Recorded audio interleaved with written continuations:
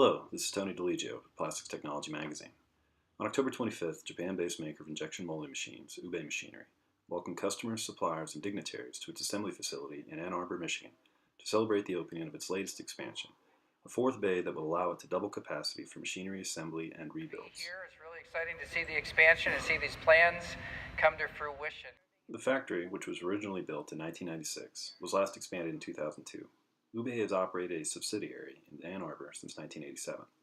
As part of the celebration, UBE held a traditional Kagami Biraki, or mirror opening ceremony, with company officials and local government officials using wooden mallets to open sake barrels before ceremonial toast.